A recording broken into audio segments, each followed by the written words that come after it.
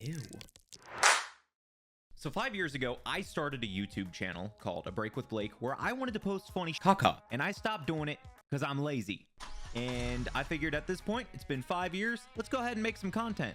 If there's people out there that can get on TikTok and do thanks for the glizzy, thanks for the roses, dude, we can stream some caca on Twitch and get some fans, get some followers, and build a community. First off, you have to set up your Twitch. You have to make sure all of your stuff is set up properly so that way you look like a nice streamer. First, go to your Twitch, create your Twitch profile, set up your banner, set up your profile picture, all that fun jazz that they're going to make you do right away. Then go to Video Producer, go to Stream Manager, and we're going to set up your streams. Go to Edit Stream Info. You want to give yourself a good title, something that is relating to what you're doing. Then go to your Go Live notification. That's going to appear whenever you come online, and anyone who follows you, that message will pop up for them. So make it something witty. In category, change it to the game you're playing, the thing you're doing. If you're streaming a game, put the game. If you're drawing, put some kind of art thing. If you're doing something miscellaneous, put something that matches your miscellaneous. Then you want to add tags. Go down to the tag bar, and you can put up to 10 different tags. The more tags you do that relate to you, the better. You edit your stream language, and then put your content classification.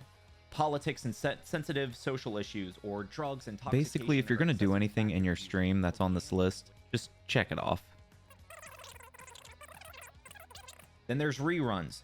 If you're already streaming something that you've recorded previously and you're posting it, you want to make sure you have this on there. That way your viewers know that it's a rerun and they're not trying to talk to you and they're not getting a response. Then there's the branded content. That's like if there's paid placements or advertisements or whatever, something that you're promoting. After that's set up and ready to go, you can then go to your alerts tab. By going to alerts and then clicking on the alerts box, it should be alerts box 1 for you if you're a brand new streamer like I am. Edit your alerts and go down to follows. If it's closed, open it up. It's at the top, and then click on one of the variants. You can change the general settings like the name, what the alert condition is, how long you want the condition or the duration to last.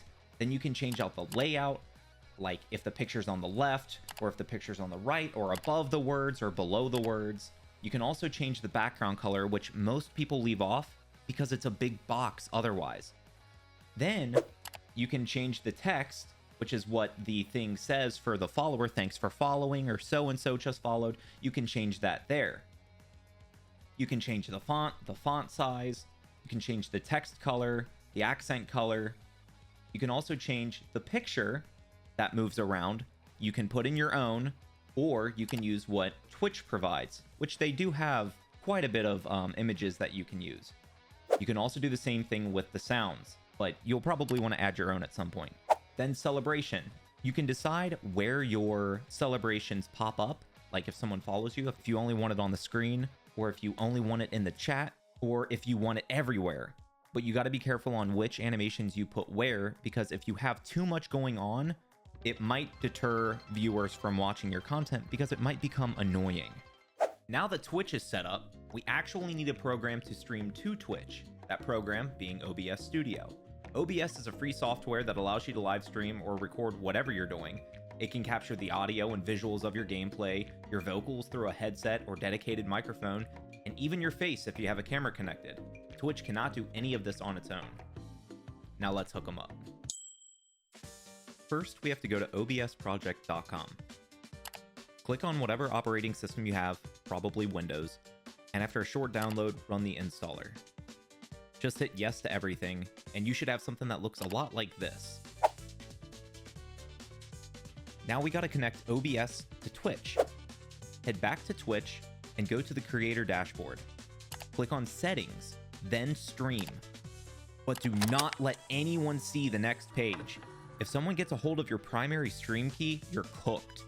Now copy that stream key here, then go to settings in the OBS, then click on the stream tab.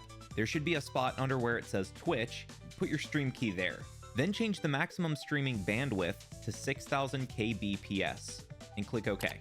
Now we're going to go to the docs. where we can set up our Twitch, chats, stream stats, etc. By clicking on docs and then chat so you can see what everyone else is saying while you're live streaming. Then to get to the stats of the stream, like shown here, click on docs again, then Twitch stats. Now you have a live feed of what's going on. Let's set up a scene. Scenes are what your viewers will see while you're streaming. I have some already made here, but this is what it should look like for you. Press the plus button in the bottom left to make a new scene. First, let's set up how to record your gameplay or capture your display, basically what's going to be shown. In the sources window, hit the plus button and click on display capture. You'll hit create new and name it whatever you like, then hit OK.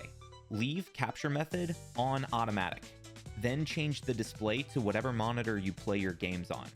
Now let's record that sexy ass voice. Press the plus button in sources and click audio input capture, then create new. The name again doesn't matter. Hit OK. Click where it says default. Even if it works, change it from default to whatever dedicated microphone you're using, because if you're streaming and decide to use something like a PlayStation 5 controller or any other device that has a mic built in, it will then become your new default microphone and your audio will sound like dog caca. Then hit OK. Let's capture the game audio. Click the plus button, audio output capture, name it whatever you want, then hit OK. Click on default. God damn. Pick whatever your headset is and hit OK. Why the hell are there so many here? Now we've got the game audio, your voice, and the visuals from your game. One more thing. If you have a camera, hit the plus button, then video capture device, create new, and name it. Click on device and choose your camera. Scroll down, check the use custom audio device, then select the same audio device as your microphone source. Then hit OK. I'll give you money to see your face. Please let me see your face.